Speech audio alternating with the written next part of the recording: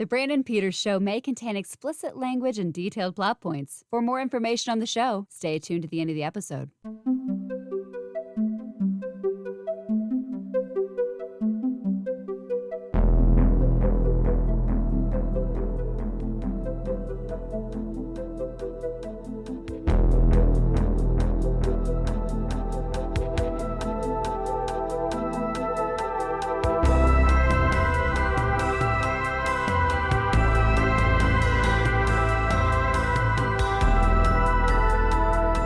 And now, here's Brandon. All right. Welcome back to the Brandon Peters Show. And we are back in more traditional style here today as we feature a discussion on the 1976 John Carpenter classic, Assault on Precinct 13. And joining me for the discussion, we have from Milky Way Blues, and you hear him regularly on the feed for the Out Now with Aaron and Abe commentaries. It's Yancy Berns. Hey, gang. Glad to be here. You have technically probably appeared on the Brandon Peters Show many, many times, but this is your first time proper doing an episode, which is a long time coming. And we are here to crack open the new year with the first regular episode of the new year. And it's a good one. It's a very good one. Very exciting. You doing all right today as we record this episode, Yancy? Yeah, I'm fine. I'm good. Long day at work, but sure. Sure. This month is January, which is, listeners know, is my birthday month, but it's also the birthday month of one John Carpenter, one of my and Yancy's favorite directors. And we brought here, Yancy has brought Assault on Precinct 13 to the table here as we are to discuss it. It was written and directed by John Carpenter, starring Austin Stoker, Darwin Jostin, Laurie Zimmer, Tony Burton, Charles Cyphers, and Nancy Loomis, who also did the costuming for the film. Charles Cyphers, as I already said, I don't know why I wrote him down twice, but there he is. And Kim Richards. It also features Deborah Hill in an assistant editing and script and continuity capacity. And Tommy Lee Wallace did the art direction for it. There's a lot of familiar names, as I like to always call them, the John Carpenter players. Douglas Knapp, who shot Dark Star for Carpenter, did loads of TV, including voice of the show and frequent guest Jessica Alsman's one of her favorite sitcoms, Dr. Doctor. Did 40 episodes of that. Battlestar Galactica, Buck Rogers, Coach, Murphy Brown, Star Trek Voyager, and Enterprise. And the film features an unlikely partnership between a highway patrol officer, two criminals, and a station secretary is formed to defend a defunct Los Angeles police office against a siege of bloodthirsty street gangs. Okay, so before we get to why you brought this one to the table, I want to get your take on this. I would personally say this is the first official John Carpenter film. Dark Star, which is technically, if you look it up and stuff, is his first film, but that was like a student film that wound up getting theatrical release. So I don't really hold it to anything because there's a lot of wackiness, experimentation, a lot of Dan O'Bannon in that. So what do you consider his first film? This, or do you go with Dark Star? Well, I mean, I like Dark Star a lot. Mm-hmm. And as you say, it's strange to witness because it really is a fusion of Carpenter and Dan O'Bannon, and you can see both of where they would go. It's definitely like a stoner comedy in space, right? Which doesn't age particularly well for people. And then I never hear anyone talk about it, but the end of Dark Star, I think, is almost a straight adaptation of a short story by Ray Bradbury or Isaac Asimov called Kaleidoscope. Okay. Where it's just about astronauts floating away from the ship. They've been cut free and they're just floating away to infinity, and it's sort of their thoughts. But certainly Dark Star, which is not in scope ratio, which feels a little bit more. I mean, Dark Star has a scene where they go looking for a monster in scary hallways of a spaceship, which is exactly what O'Bannon would later do with Alien. Mm-hmm. And then Dark Star, it's like this goofy beach ball. But you can certainly say that Assault on Precinct 13 feels like the first John Carpenter movie as we think of John Carpenter movies. Right. It's 3.5, Panavision. It's incredibly terse and lean and effective, pitiless to an extent. Yeah, I mean, I can certainly see why Dark Star I like in its own right as a sort of separate, it's almost like John Landis and the Kentucky Fried Movie, which is split between him and the Zucker brothers, and it sort of doesn't fit in either one of their. Right. I feel like it's the extra curiosity for the super fan, where it's like, okay, you've seen all the now check this little thing out, and it's like a bonus feature to his cinematography, his filmography. I always wanted to see. I've never seen it. His student film that was nominated for an Oscar. Oh yeah, called Wild Bill or something. Mm-hmm. Something about Wild Bill, the life and death of Wild Billy or something. Yeah, he's got like a proto slasher kind of one too. That's a short student. Like I've always hoped that like someone like a Shout Factory or Arrow would put together a collection of his short student films, because they're apparently still around USC. I don't know if he owns any of them, but that would be something I'd put money down. They've released like Toby Hooper's shorts and other directors' little short films that Carpenter seems like that'd be a no-brainer. But perhaps the French appreciate Carpenter. Everyone appreciates Carpenter, but the Americans. Right. Well, now we do. A little late, but we do. I've got stuff about that later on. But this is your pick, so tell us why you brought this one to the table. I didn't think you'd say yes right away. I wasn't sure. I was just throwing them out, and then when you did, I was like, okay. And then when you sent the questionnaire, I thought, well, why did I pick it?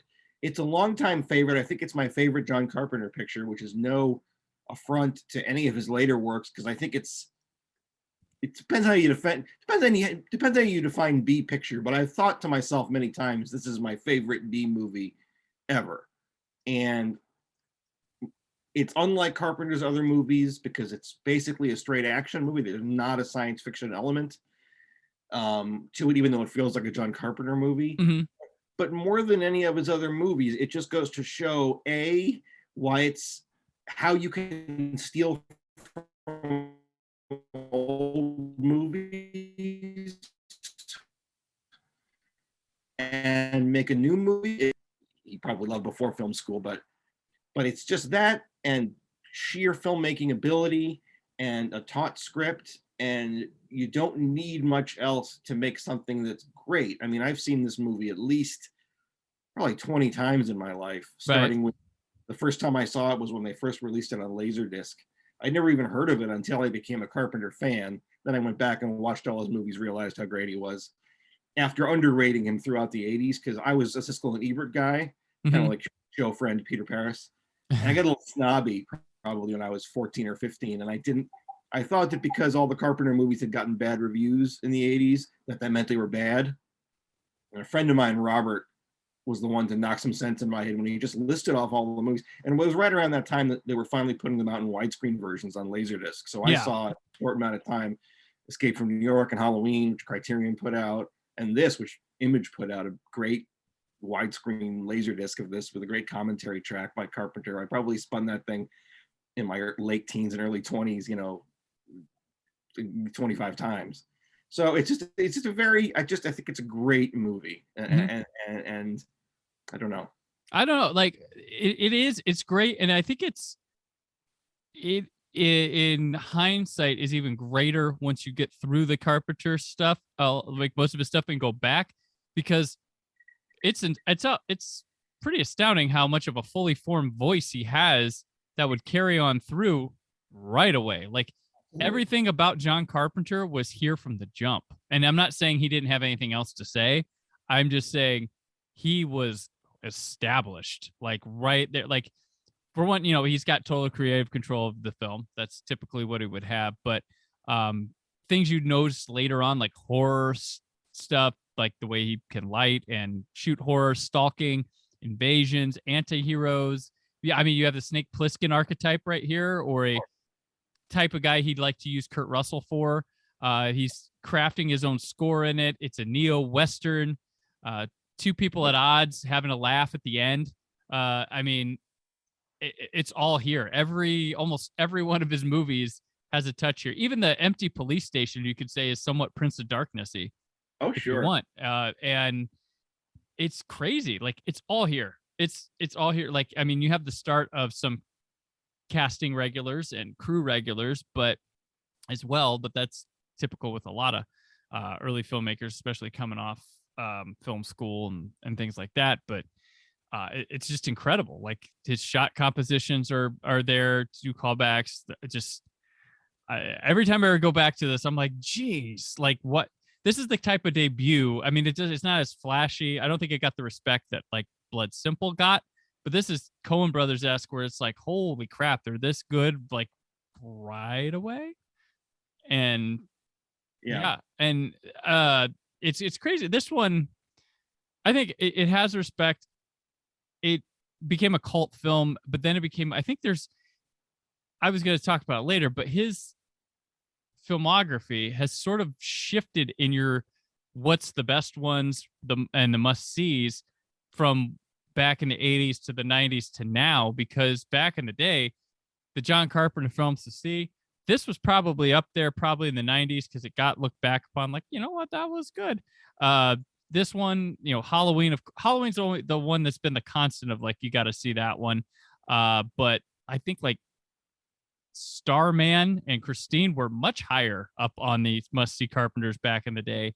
And stuff like The Thing has risen in the ranks of it. But this one, I think, has slowly left the must see conversation a little bit, and it should be there. I think everything should be there for him. It's fascinating, but even some of his 90s stuff, which is deemed way inferior, still far more interesting than a lot of other inferior films.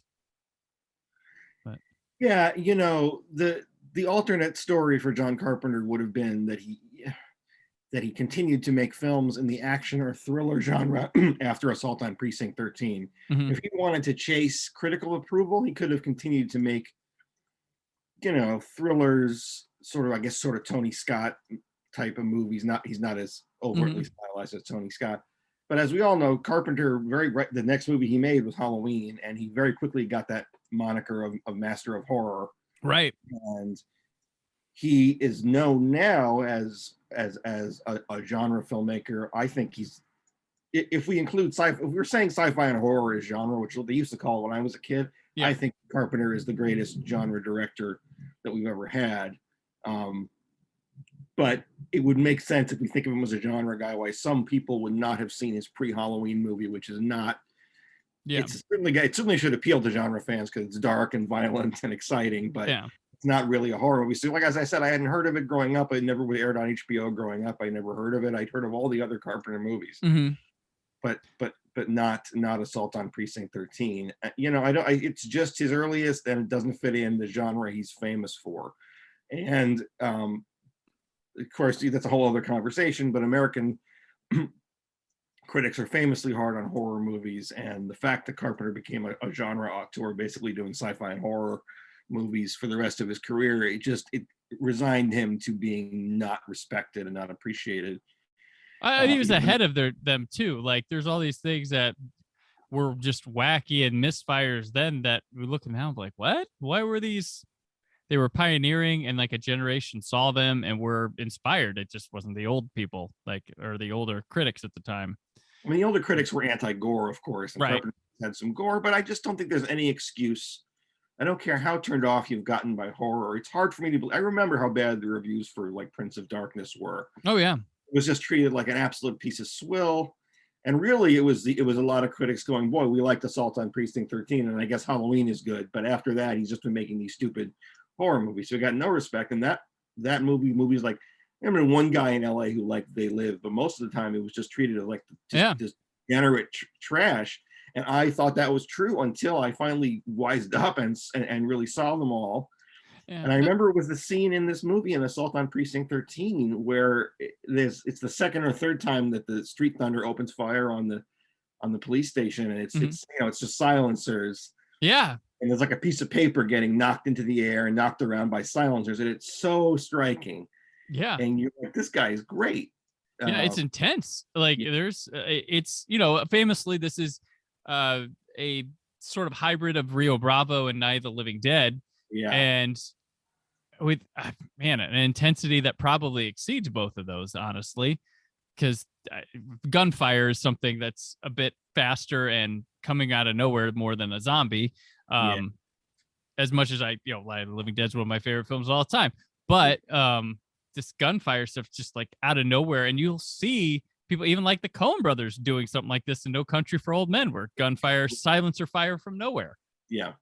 And those are all intense. He finds different ways of attacking from outside, from the other things. He got accused of this movie being cold a bit because he wasn't afraid to kill people, but I think it's part of the grounding it with what he's doing, and by not so much humanizing the gangs outside makes them unpredictable. It makes them outside your vision. You don't know what they're going to do, and I think that helps the intensity. But if at the same time he's humanizing these two prisoners, and Tony Burton and Jostin, that are giving them something to do, that's not cold to me. That's saying, hey, the different kinds of bad guys. They're not gonna just go join the bad guys because they're bad guys, and learning a bit about them while keeping the gangs a mystery outside to have unpredictable attacks and challenge the heroes inside. Right.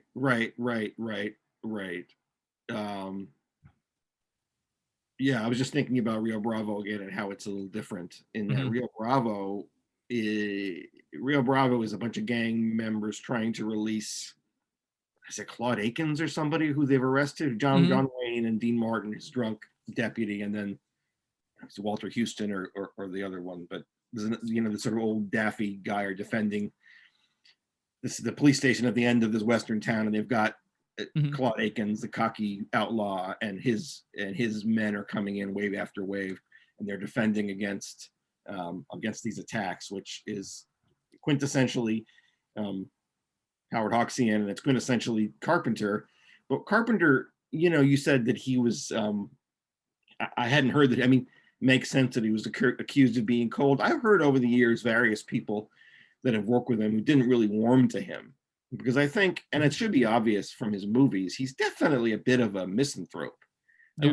I think it's pretty clear. I mean, this is a guy who ends quite a few of his movies, 3 or 4 of his movies end with the world ending. Both Escape from New York movies, if I can say spoiler, right? The hero, the anti-hero, dooming the human race to, destruction. And in fact, Assault on Precinct 13, probably of all the Carpenter movies, has the most upbeat ending. There's not a single element of the last 30 seconds of the movie that's anything but. There's no Carpenter gotcha ending. No. Every other Carpenter movie has something at the end, even Christine, where it's just the metal starting to reshape. There's some element of not so fast. Things are still shit. The world's still going to go south. Which in today's climate, it's always like, oh, there's going to be a sequel. It's like, no, it's not. John Carpenter ending. As we talked about on one of the Halloween commentaries, the ending of Halloween is not Halloween 2. Here we go.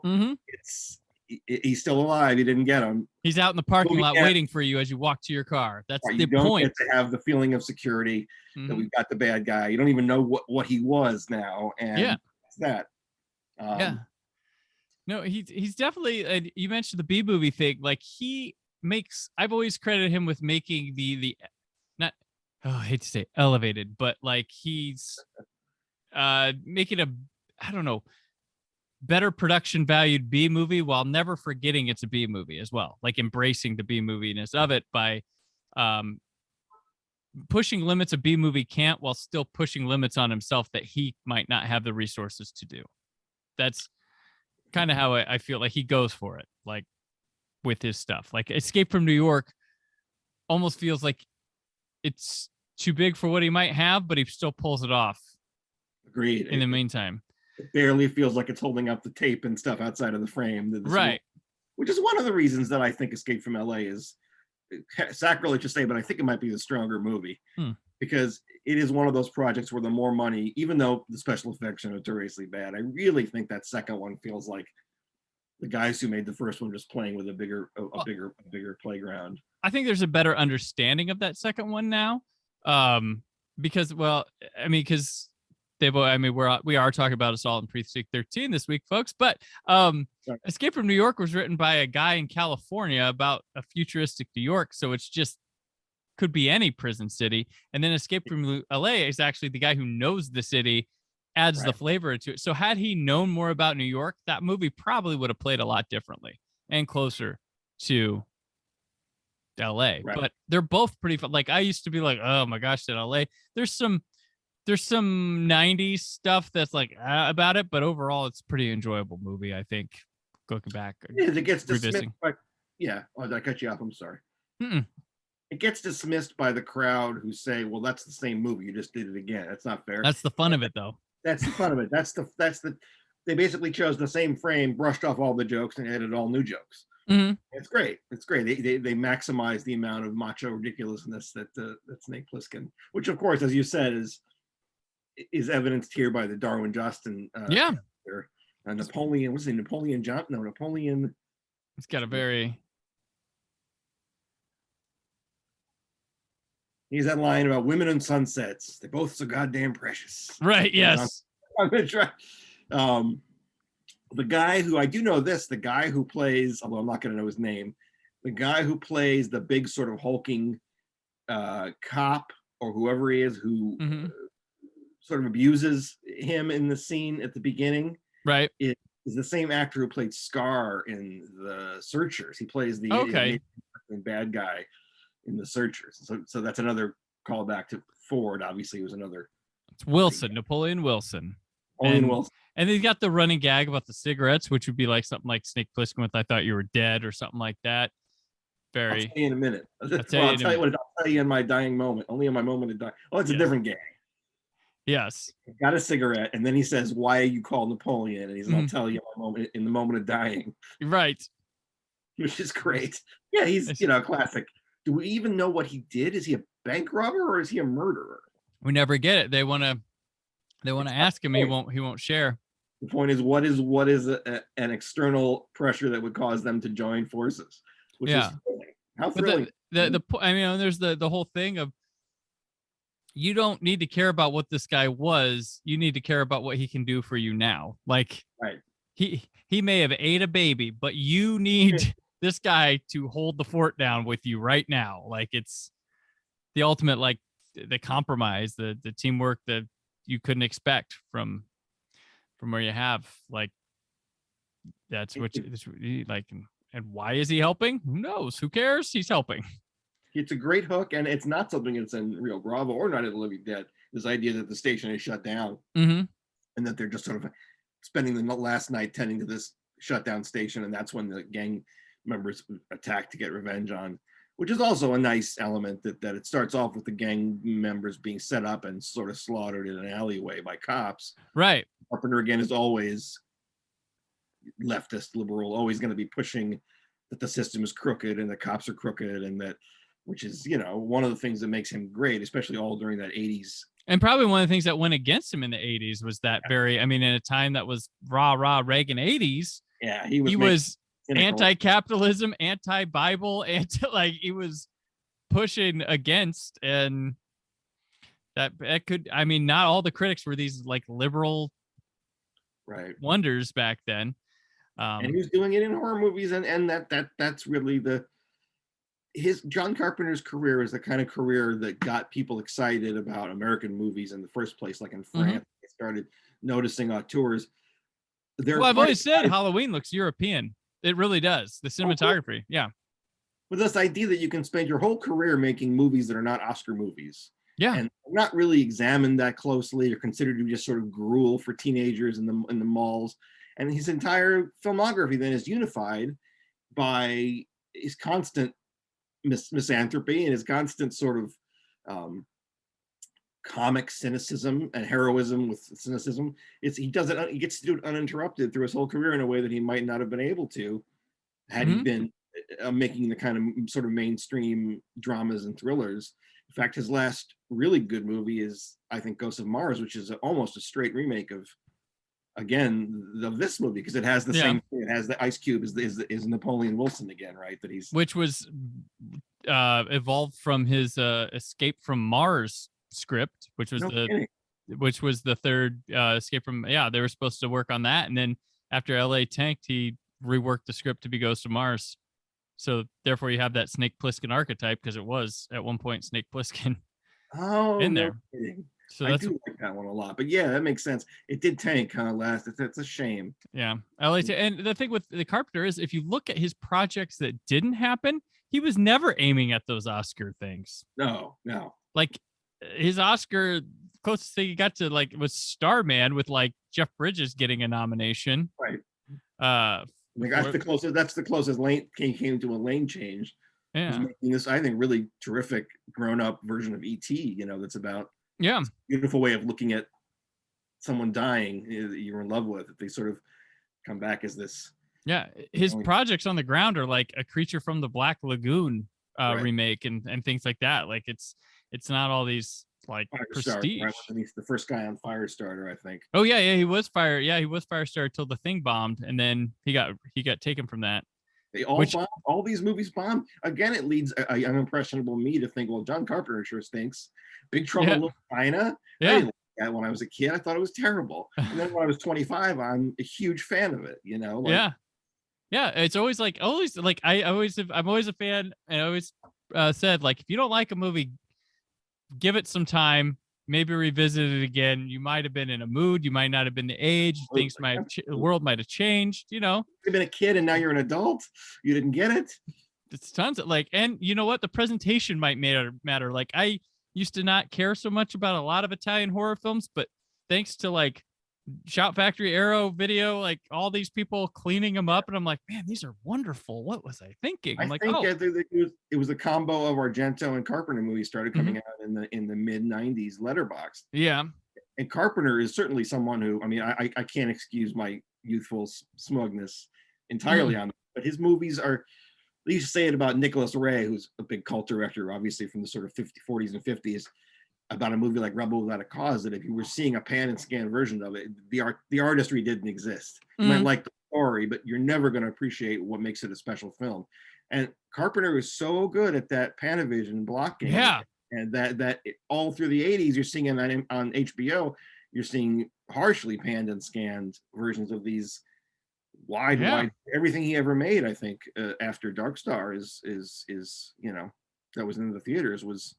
Maybe not the Ward, but no. Oh well, his Showtime, the Body Bags, that wasn't for Showtime. Then, yeah, green either. But I'm trying to think what else. I think there was one in there that's not that sticks out, but in that run. But yeah, they're all. That's what he liked. He liked westerns. The guy was a western. Bad news, westerns. But that was the genre stuff. Like that was what they all grew up on, and I love. Speaking of that, with like this film and some of his other ones, Carpenter never tried to like bring back a genre or a type or something directly. Like he uses the current film climate and adapts what he loved about those things into it, making it feel like one. But he's not like a period piece guy at all. But he'll make his Western in his own way. Like, and it's really neat. It gives him kind of his own, makes things more of his own than just going, I'm going to make X genre film. Like, I'm not knocking guys like that because I like what Tarantino's done with westerns, but definitely that's the classic, because he not only did all these widescreen versions of his movies come out in the mid 90s and late 90s, but he did commentaries for all of them. He was one of the first guys to do like commentaries for most of his movies, so you got to know him listening to these commentaries. There's an excuse for him to sit and smoke and talk, and drink. They're wonderful commentary tracks. You learn the nuts and bolts of filmmaking, and he always at least once unironically says, this movie's it's really secretly a Western. Right. For most of his movies, you can really go, yeah, I guess it is secretly a Western. Oh yeah, 100%. 100%. Halloween is a Western. Halloween is not to me secretly a Western. No. Never be a Western. Escape from New York could be. Escape from New York could be. Big Trouble in Little China was initially, right? It was written as a period. I think so, yeah. But most of them could be. You can do the Thing as a Western, like yes, like Cowboys and Aliens. Mm-hmm. Yeah. You could. They live. Despite the stranger in town element, could not really be a Western. I don't. think. No, definitely not. It's a Darkness would be a fun Western, right? This movie, like, I really like. There's people in the cast that weren't like happy with their performance and stuff, but I think they're all pretty good. Like, I like Austin Stoker. It's a shame he's not like a bigger star than like he's got like this movie, the final Planet of the Apes movie, Right. and I think he did one of Pam Grier's Is it Foxy coffee Brown? knockoffs. Sheba Baby. It was Sheba Super Baby. Baby, yeah. Yeah. Well, he was probably the biggest star For that this, they yeah. got with this movie at the time. And it was obviously made in a pretty short turnaround Mhm. on locations, sort of drab locations in LA. I was hilariously discovered that the actual external building they use for the police station is just right around the corner from me. Oh wow. Yes, yeah. My buddy drove in. Look at that! Look at that! What do you think that is? I'm like, I don't know. It looks familiar. He's like, yeah, that's the police station from Assault at Precinct 13. You gonna go drop a vase full of blood in front of it in honor of the movie? What do they call it there? The Cholo? No, The Cholo, yeah. Oh, you didn't tell me about the Cholo. Yeah. The guy from Rocky. Right, Tony Burton. Tony Burton. Yes. Yeah, he's played. He was one of the constants throughout all the Rocky movie. Stallone always brought him back. Like, yep. He's quite good in this too. He's great. He has that. That was my answer and receive message for about a year when I was 18. Was just his line about, I got this plan. It's called the Save Ass Plan. Yes. About me running like a bastard or whatever he says. That's all you would get. And beep, and you would leave a message. Just after what was that? I don't recognize that. And that's totally one of those moments that, being a person who's seen Night of the Living Dead like a billion times, that's the go to get the pickup truck scene and the gas thing goes on fire and blows up. That's exactly what that is. And it's fun to see. It's fun to see those moments that are those touches. You're like, oh, that's where he's getting that, or that's where that came from. And this character's kind of like so and so. It's kind of interesting. And there's no real animosity between a lot of the characters. I mean, Nancy Loomis's character has a little bit of it, but nothing to where they all can't talk and work it out. Type thing. There's no like, oh, we're gonna do it this way or this way or this way. Like, everybody's willing to cooperate with one another. Yeah, I've never seen the remake, but I know what you're talking about. I haven't either. I hear it's okay. It's probably pretty good, but yeah, in other Siege movies, there's usually a few pages wasted on disagreements. I mean, which they have in this movie, but yeah, it's really, again, there isn't time. It's just one wave of attack after another. These people in this nightmare situation, Which, I mean, if you're a Night of the Living Dead fan and you've like, let's say you've seen that a bunch, but you've never seen this, and you go into it and you spot the Night of the Living Dead stuff, you're probably anticipating a downer ending. Plus, it's John Carpenter, so you're probably worried about Austin Stoker come the end. True. And maybe it's a nice twist surprise that it's a friendly walkout ending. I think of other movies that would have been in this genre of Siege movies that he's drawing upon. I guess Zulu. Did you ever see Zulu? Yeah, Zulu. Oh yeah, I had to watch that in college. I had to watch Zulu with Michael Caine. Yeah, it's kind of a Siege movie on a larger scale. Yeah. I would say this one kind of, I don't know, it's coming at the tail end of like, exploitation films, of like action, the black exploitation films, kung fu stuff, and it feels like this is while it's done just like one, and it kind of feels like, oh, they got a real talent here. This is like the prestige one of like, because it's even sold in the trailer like an exploitation. It's like a police station, people going. It's like a hardcore, be real, is it 42nd Street type double feature movie? But you watch it and you're like, yeah, this is too classy to not say that those aren't, but you just see that Carpenter has a lot more talent in them, even though he's shooting this in 20 days. He wrote it in 8 and he scored it in 3. Like, he's showing a lot more chops. You're like, okay, this guy's special. Yeah. What is the tagline on that early poster? The hottest night of terror the world has ever known. Right. Yes. Yeah. Yeah. I always wonder about those 8-day. How do those people do 8-day scripts and they turn out so good? I always wonder. Yeah. That's why I love, like, I've always thought, but like my love of slashers, and I like a lot of low budget horror and stuff, because you see who the talented people are, like big time. And it's very impressive when you see them. Like, okay, there's a billion slashers out there, but when you see the one with a talented person, it's pretty awesome. It's pretty marvelous to be like, they had the same or less resources than this guy and made this with it. Like, it's crazy. But I tend to like these, and Carpenter's like an early standout of this kind of stuff, because he didn't come out with the like prestige that Scorsese, De Palma, Luca. Like he went to the same school. He was around the same era as them. Like he was like the next wave, but he didn't have like this ushering in. He wasn't even buddies with these guys, and he made it for himself. Like without them, like he was with O'Bannon, who O'Bannon would go on with Hill, unfamously, would be his collaboration there wouldn't go so well. Right. But I don't mean to speak ill of the dead, but I've noticed the history of that guy whining a lot about things that were really good, and he's not happy with it. He did not like Assault on Precinct 13, primarily because he was jealous that Carpenter did this after Dark Star, and he had nothing. He didn't like Alien. But I've noticed a history of people he's worked with, and then they do something with something, and he's not happy. But I do think Dan O'Bannon's a talented guy. I've liked a lot of stuff he's worked on.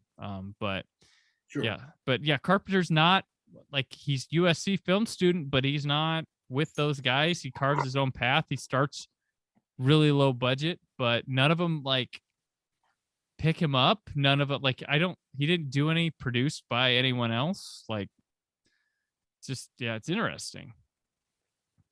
He's like the one guy who didn't fall into the sort of becoming a Spielberg Amblin director. Yeah, but Spielberg, I do think Spielberg liked Carpenter's work. He picks up Dean Cundey.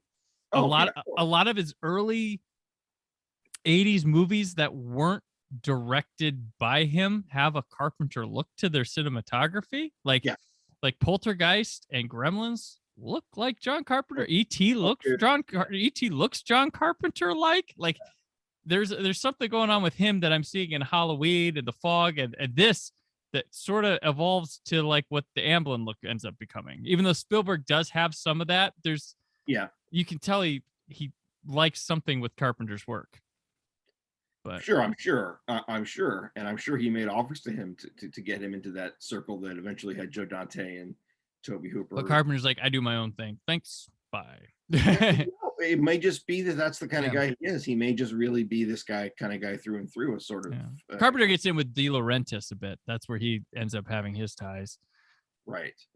But the international market might have got to him before everybody else, because Assault was big in Europe, Halloween was big in Europe, so maybe they drew him in first. Yeah, I didn't realize that, but I saw today reading up that George Romero had stood up and I guess Martin was there. I mean, it was a Cannes Festival somewhere. It was there the same year as this 13, and Romero. That's where Romero became a huge Carpenter fan, was from seeing the film there. Gotcha. Yeah, where these guys all come together is like Stephen King movies in the 80s. That's where that's like where they all start to be working around each other. Some of these guys that aren't Spielberg and the people that Spielberg takes under his wing, but Cronenberg's. That's true. Stuff. Yeah. And what's the guy who ended up doing Firestarter? He's actually Mark Lester. Yeah. Commando dude, right? Yeah. Commando. I actually he did Class of '84. Yeah. Which is a very Carpenter-like movie. Like Mark Lester might be John Carpenter light. I like Firestarter. I like just the fireballs.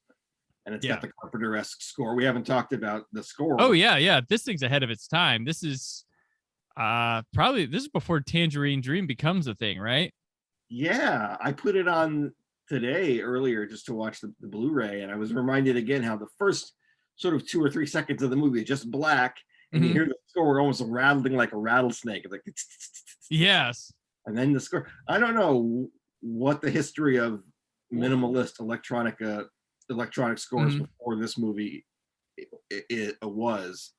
I'm sure science fiction there's a bunch of electronic scores. But they're not like what would come with Sorcerer and Tangerine Dream when that lifts it off. But like I know Jodorowsky was looking into that with his Dune adaptation that never happened. So he was bringing stuff like, I know Tangerine Dream was in there. He wanted Pink Floyd in there.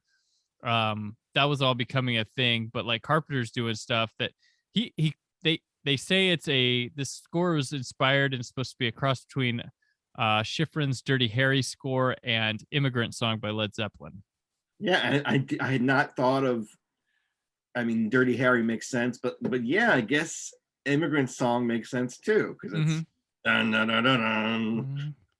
It's Yeah. basically that. It's I mean, yeah. How the score for In the Mouth of Madness always sounds like Enter Sandman. Yeah. Yes, it does. Carpenter's a big rock and roll guy. He had his band, the Coupe de Ville. Yeah, with Coupe de Ville with Tommy Lee Wallace.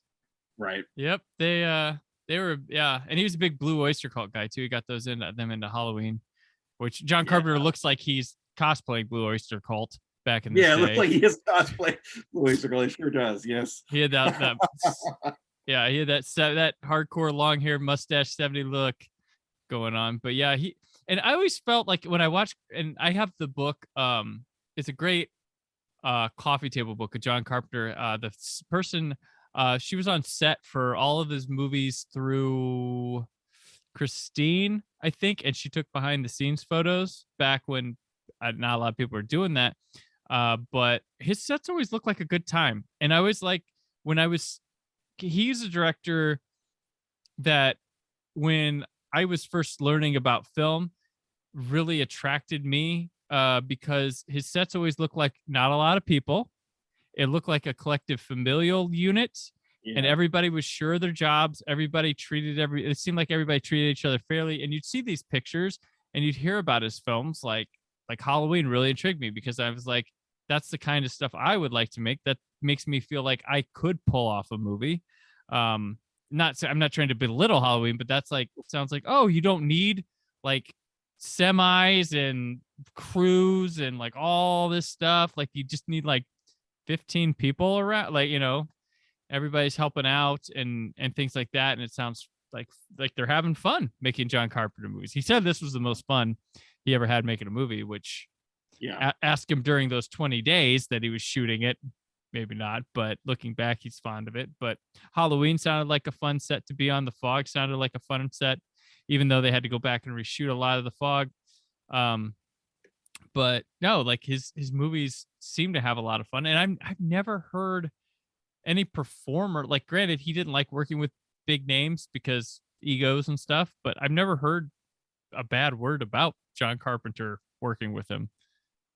Well, you can tell the bonhomie you hear in those the commentaries with Kurt Russell, with Jamie Lee Curtis, one with Jeff Bridges. Right. They obviously have real affection for him. He must be sort of a character, probably pretty fun to hang around. Well, he's like a father figure for Jamie Lee Curtis, like, because I mean, who her parents were, and him and Deborah Hill being the producer director of her first movie, really, she really latched to them, and she was on set for a lot of his movies throughout the 80s, just because they were like mom and dad to her. But like, yeah, Kurt Russell and him got along very well. Peter Jason, of course, right. But yeah, it just seems like, but he never, he tends to find people, and he says he just doesn't like working with big names because he wants to make his movies. That's pretty much. Surprised to find you said he didn't. The only person I ever heard saying he didn't like him was Tom Atkins. Some Ain't It Cool piece years ago. He was talking about he never really liked John Carpenter, and you were in like 3 of his productions, man. I know, it felt to me like he kind of meant like, I can see Tom Atkins inviting you out for a beer at the end of the day, and I can see Carpenter being like, nah, man, I'm just gonna go right, home. Right. And sometimes people don't like those kind of people who are sort of just generally motivated not to be too social. But I think, who knows? I see Carpenter being a really focused on the movie till it's all done type guy. Yeah. And not a romantic, despite Starman, not someone who seems to, the cynicism seems to be real. And that's probably why you never heard about him trying to direct, Out of Africa or Ragtime. He was never developing some big Oscar movie. He seemed to stay in his lane early on, and like the kind of guys that initially got French critics to love American movies and develop the auteur theory. You look on John Carpenter, hoping his career is not over. Who knows? Right. I would be fun with his, marijuana and basketball and video games. Like, he deserves to have his feet up and enjoy his life because he's delivered. He says, when I have something to say again, I'll make a movie. But he truly, if he doesn't have anything to say, he's not gonna just go make a movie. That's what he said. And it's funny. Like we talk about how he never made Oscar bait movies and stuff. Like it was who's living it through his like fruition and fantasies, Guillermo del Toro, who's not making what you'd call Oscar movies and stuff like that, but they're getting praised as such. Yeah. That'd be the equivalent of like giving the Prince of Darkness, a Best Picture nod or something like that. That's feels like the area, or Del Toro found a way to tune it to where they appreciate it in a way. But Guillermo del Toro feels like he is like taking a torch from Carpenter, where he's like, he's not interested in making those kind of movies. He's just making his movies, and they're finding him. Like he's not making pop music. His music has become pop music or something like that. But even you're never going to see the Academy give an Oscar to a 93-minute horror movie. No. Which is just what they go for. Carpenter's stuff is just not. Like I say, he's someone who I'm sure his career was quite frustrating in terms of the amount of money he was able to get after The Thing and the level of budgets he was able to get. But he's just the kind of filmmaker who becomes a hero to later filmmakers, because you look back on his career, every single one of his films feels like a John Carpenter film, and every single one of them has his personality in it, which is dark and cynical and funny, jokey, cynical, but really cynical, and right.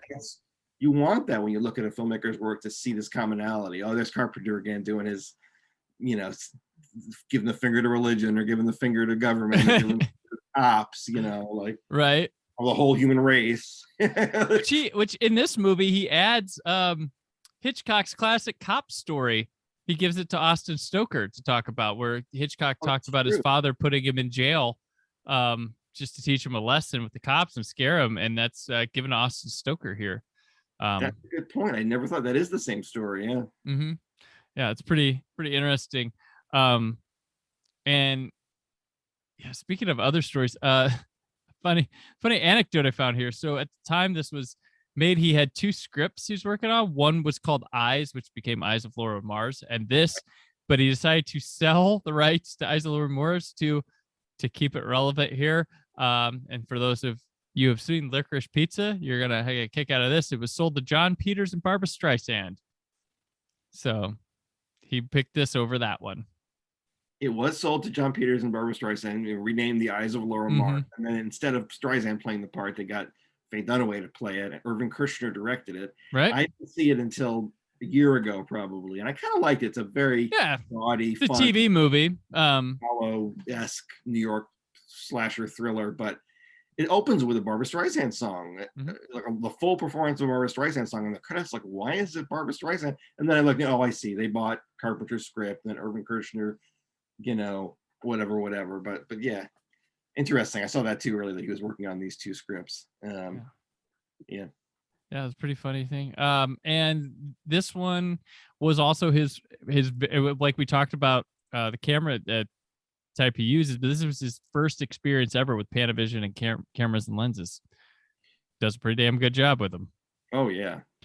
And yeah, this is what I'm talking. Like it's funny that a movie because this is default big screen movie now for a lot of filmmakers, digital, but like as intimate and claustrophobic as this movie is, it looks so much bigger than some of these big spectacle action movies that get put in this same aspect ratio, same lens. Well, they're not using a lens, they're just cropping it later on. Right. But like the frames are so fully realized. There's so much information, even in a medium or close shot of somebody. And that is it's stunning to see, just like reminding me of Tarantino's Hateful Eight, which takes place largely in a cabin, but looks way bigger and has way more depth, way more information. The single frame tells such a tale compared to a lot of these blockbusters using that, because I guess that's what big movies do. That feels like that's the only purpose it has in being that size. But here with Carpenter, the reason that we love these guys from this era, the first and second film school generation guys, because here you've got what could be a movie that's just cops versus gang members, grade ZB movie, and instead you've got a guy who went to film school, and not only did he grow up watching John Ford and Howard Hawks on television, but he went to film school where they showed him 300 movies, from Griffith and Murnau and Borzage and all these, showed him everything and put him out into the world to be a filmmaker. And he brings all that to bear on the making of this simple movie. And you can just tell that here's somebody who's seen everything, as they say. Like he's seen everything that you need to see to understand how visuals got to where they are. And he's bringing that all to bear on a movie that it could just be very simply done and wouldn't have nearly any value to us however many years later it is now, almost 50 years. The fact that he figured that it just made sense to make it as well as he could, and using these things he had learned, I mean, it becomes this durable item that we're talking about. Well, I mean, and like we forget, like it's can't forget what does film have over the other storytelling mediums? It's the cinematography. Like you can get dialogue in books, you can get dialogue in radio dramas, you get dialogue on TV, you get there's so much focus on what dialogue nowadays, but I'm like, this what does film have? And then when you shoot something well, hey, pretentious asshole, like no, it's art, it's good, like this is why it's different. And then that's why I get, and we don't see it so much anymore. That's why like I get like emotional when something like West Side Story plays. I'm like, oh, cinema. Like it's like, oh. Look, it's a real thing. Yeah. And it really, movies got better and better and better and better for most of their history. And it's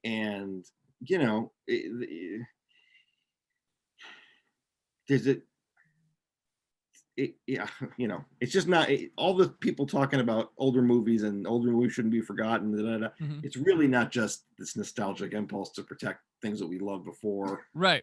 It really is like, no, if you look at Assault on Precinct 13 or any John Carpenter movie and you compare it to an average movie from 2021 or 2022, especially a comic book or action movie that's also shot in a scope aspect ratio, you're gonna see that there's something's been lost or ignored. The language is not there anymore that gives the film a cumulative impact and makes it something that, my God, you go into a dark theater with strangers at 10 o'clock at night and watch this intense experience on this giant screen in the dark. The idea is to make you like a brain in the jar and just experiencing this thing like it's almost happening. Right. It's the kind of VR that you ever really wanted or needed. It was that kind of thing. And the further we get away from the glorious peaks of that, the less people have ever seen it and know what we're talking about when we rhapsodize about a movie like this. That it's not about it. It's got a great plot, it's got great characters, and it's incredibly tight. But it's something more than all of that makes it such a special movie. And the reason that I picked it to talk about on this, Yeah, no, it's a great movie. I highly recommend pretty much anything. Like he's in the Hitchcock and Kubrick category with me of like, see everything, see it all. He's the guy. He was the first guy that I realized the critics can be wrong. And he was the real first pet director I had where I was like, no, everybody's wrong. He's awesome. He's great. I got to see, it was right. I became a fan right before Mouth of Madness. So I got one great Carpenter movie more, and then I think a few more pretty good ones. Yeah, I'm a kid. I had the Vampires poster in my room in high school because I was a John Carpenter poster I got my hands on from the video store from somebody. So I rocked it. Yeah. Not his finest hour, but still an interesting. It's a Western. It's another Western. It's a Western. I kind of wish he had just cast someone else in the lead. I probably would have seen it more than 2 or 3 times over the years if it wasn't just a James Woods movie. He's fine in it, but man, if it was somebody else, if it was something that I really thought was kind of cool, it would work. It was an odd choice even then. Like that's it was. Yeah.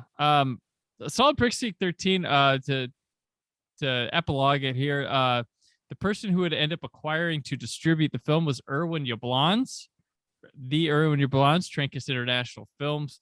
He would which would hire Carpenter to do his next film, The Babysitter Murders, which would become Halloween, which because of this movie, Donald Pleasance's daughter said, you need to work with that guy who would be Dr. Loomis in Halloween. Tommy Lee Wallace, Nancy Loomis, who would eventually marry each other and divorce, would carry on over, as well as Charles Cyphers. It was, and it just continues onward to grow, but it's there from here onward. And it's just pretty impressive that takes off like that. And he's formed. Funny. The next one, this one is relatively obscure. The next one, which is just as simple a story, if not simpler. Yeah. Getting installments. Like last year. It's crazy. Imagine if this had been the one that had 50 sequels. Yeah. More assaults and more precincts. More, which we haven't mentioned. It is not Precinct 13 in the movie. It's Division 13, Precinct 9, but 13 is a cooler number. Sounds like the bad luck precinct. Yeah, I can see why they went with it. Right, definitely. All right, you got any more on the movie? No, not really. All right, cool. Well, we will move on to what else. This is where we just kind of talk about anything else we've taken in recently: books, TV, movies, something we may have written, put out in the world. So, Yancy, what else? I feel like I'm just gonna be the same stuff I said I'd seen recently on the last Aaron Abe. Oh, it's fine. This is a different show. Let me think. Well, I'm about 15 episodes into this Kolchak series. Oh, the Night Stalker. I got Kolchak the Night Stalker, the Kino Blu-ray set, for a real deal, and I've been watching those every night. And really, not every night, but every couple of nights I watch one. It's a formulaic 70s show, and then it's the same story. It's a procedural, yeah. But it works. The Monster of the Week thing works. I enjoy it. There's a comfort to that nowadays for me. Like, there's so much serialization. I've gone back to like watching old shows that are like, random Columbos here and there, like, I'll know the end of the mystery. Right. So I've been enjoying that. What else? Swimming through that giant Criterion Citizen Kane. I finally, after however many years, 45 plus years, or many years since I first saw it, I finally came around to realizing how great Citizen Kane was, just with this Blu-ray release. No, I hadn't seen it. It'd been a while, enough time distance that it felt so fresh and new again to me that I was just like, man, this thing badass. Like, it is from frame one. Like, I'd seen it probably 10 times before, because you love movies, you got to see Citizen Kane over and over. I feel like I'm smashing at the outside of this thing, trying to understand what the people who love it really love about it. And I always admired it. And then suddenly the other night watching it, now I love it. Now I totally get it. And I love the character himself. So just been sort of slowly watching all the stuff that's on that, which is such a wonderful thing to have too. And for Criterion, people are taking advantage of that, I hope. They took it back. They had it Laserdisc. They had Citizen Kane, and then I think Warner just started putting out DVD when DVDs were coming out, and then they got it right here. And that was a heck of a debut for being on their 4K, for sure. Yeah, fantastic. I watched all Scream movies and preparing for Scream 5, which I liked a lot. Realized I didn't like Scream 3 and 4 as much as I thought I did. Yeah. So it goes. It's still a very watchable series all the way through. Very, very, but those are running on fumes a bit. This new one was had the real stuff again, which was nice to see. It's definitely a big surprise. What about you? What have you been watching? What else? I recently revisited Juice, which I don't know the last time I watched Juice was the Ernest R. Dickerson directorial debut. In the theater. That's the only time I ever saw it. Super energetic. Very much. You can tell very much that he was a very big part of Spike Lee's voice in his early films. Like, it's got sort of that energy. He takes it to some darker places, and he adds a lot more suspense and action to what he's doing that Spike would tackle later. But there's just a random scene where Tupac and Omar Epps are running from the cops just down alleyways and through a stairwell, and he films and cuts it in such a way that you're just like, like, the danger is they'll get caught and questioned. They're not gonna get killed, but like he cuts it in a way that it almost looks like the police is gonna grab him, and he doesn't. It almost looks like the police is gonna grab him, and he doesn't. And I was like really really effective scene. And Tupac is a heck of a acting debut for him in that one. Seemed pretty fully formed. Huh? Right? It's a 4K, like a UHD. Yeah, it's a 4K. Yeah, it still has the crappy 5.1 that it had before, I guess. Mm-hmm. Did my research around because I didn't have the previous edition. But yeah, it's like a teen thriller, I would say. Good teen thriller. It comes in that it tends to be loaded up in that bunch of Menace to Society and Boys in the Hood and New Jack City. It tends to be as if that's like some sort of universe of movies where it's just like, no, we're gonna let black directors tell black stories. How's that? Yeah. But no, it's got a good energy, a strong voice off the bat from Dickerson, who's done a lot of like TV and genre stuff. Wind up. Yeah, classic example of a great cinematographer who went on to being, I don't want to say less than distinguished, but he's kind of like Jack Cardiff, who was all those, Archer movies, and then he went off and like directed Conan the Destroyer and directed a lot of sort of bad movies in the 80s, and not to say Dickerson did, but he did. What did he go on to do? Demon Knight. Fun, fun, and he did not do Trespass. That was Walter Hill. That was Walter Hill. Yeah. Walter Hill, Sierra Madre. Yeah. Yeah, I only saw Juice once. I remember the last line, "You got the juice now." Right. Yeah. And I still haven't seen it. It's a freeze frame, I think. Yep. Yeah, I haven't seen it since that day or that afternoon. But that's nice to see that it's surviving and it's got a new.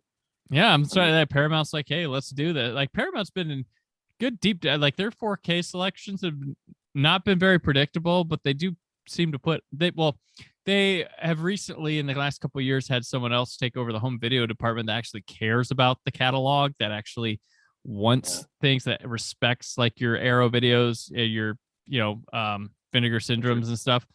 Yes. So they've been really hauling through that catalog. Even if it's just getting something out there with like a budget release that's not been out before, they're on it. So definitely. I don't know if you have Juice, I would recommend the 4K waiting till a discount price, because there's nothing else but the transfer on it's new.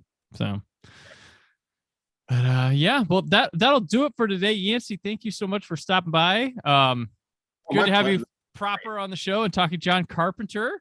This is a good chat on Carpenter, with the assault on Precinct 13 as the background.